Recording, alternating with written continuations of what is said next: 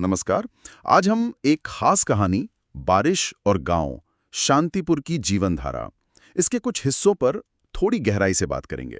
हाँ, ये हमें शांतिपुर नाम के एक छोटे से हरे भरे गांव में ले जाती है। सही, जहां लोग आप कह सकते हैं बड़ी सादगी से रहते हैं और गर्मी की उस भयंकर तपिश के बाद बेसब्री से इंतजार कर रहे हैं मॉनसून का, पहली बारिश का। और हमारा मकसद यही समझना है कि कैसे इस गांव में बारिश सिर्फ पानी नहीं है, वो जिंदगी है, उम्मीद है, खुशी है। बिल्कुल। तो चलिए थोड़ा उस माहौल को महसूस करने की कोशिश करते हैं। कल्पना करें, वो तपती हुई दोपहर है। फिर आसमान में धीरे धीरे काले बादल घिरने लगते हैं, हवा में तेजी आती है और पेड़ जैसे खुशी से झूम उठते हैं। और बच्चों की आंखों में वो चमक, एक इंतजार वाली चमक। हाँ, और फिर वो पल आता है, तेज बिजली कड़कती है और बारिश की पहली बूंदें टप टप टप टप गिरती हैं उस सूखी प्यासी धरती पर। और वो मिट्टी की सौंधी खुशबू उठती है ना, क्या कहते हैं, पेट्रिकॉर। हाँ, जैसे लगता है धरती मुस्कुरा उठी हो, राहत मिली हो उसे। हाँ, वो खुशबू तो कमाल की होती है। यहाँ एक दिलचस्प बात यह है, जैसा कहानी में बताया गया है कि बारिश का आना सिर्फ मौसम बदलना नहीं है, ये एक तरह का सामूहिक उत्सव बन जाता है। सामूहिक उत्सव, हाँ। हाँ, जैसे बच्चे बारिश में नाच रहे हैं, किसान आसमान की तरफ हाथ उठाकर शुक्रिया अदा कर रहे हैं। चलो अब फसल बच जाएगी। बिल्कुल, ये दिखाता है कि जीवन कितना ज्यादा प्रकृति पर निर्भर है। हाँ बिल्कुल।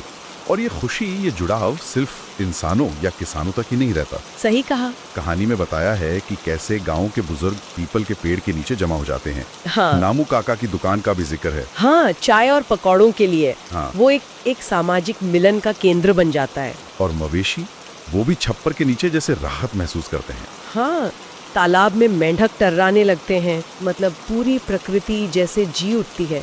यहाँ तक कि कीचड़ भरी पगडंडियों की भी कोई खास शिकायत नहीं होती इस वक्त, सब उस खुशी में शामिल होते हैं।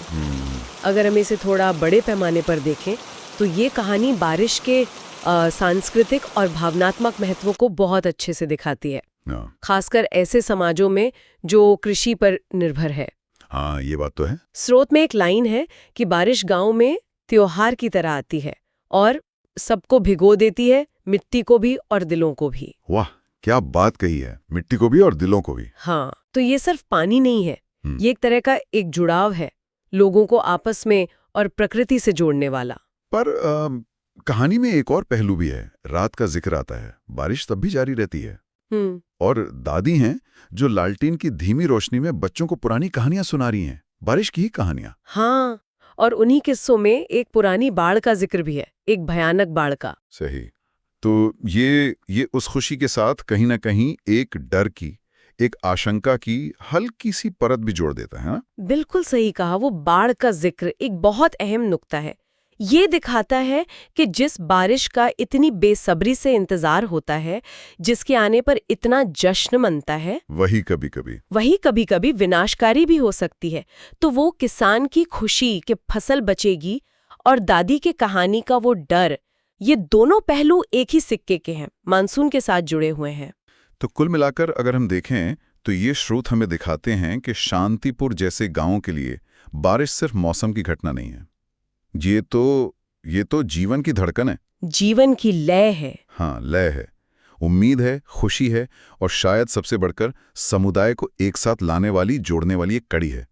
और यहीं पर मुझे लगता है एक गहरा सवाल भी उठता है। कहानी ज्यादातर बारिश के आने की खुशी पर, उसके जीवन देने वाले पहलू पर ध्यान केंद्रित करती है। हाँ, वो तो है। लेकिन दादी की कहानी, वो बाढ़ वाला जिक्र, वो हमें सिक्के का दूसरा पहलू भी याद दिलाता है, विनाश का पहलू।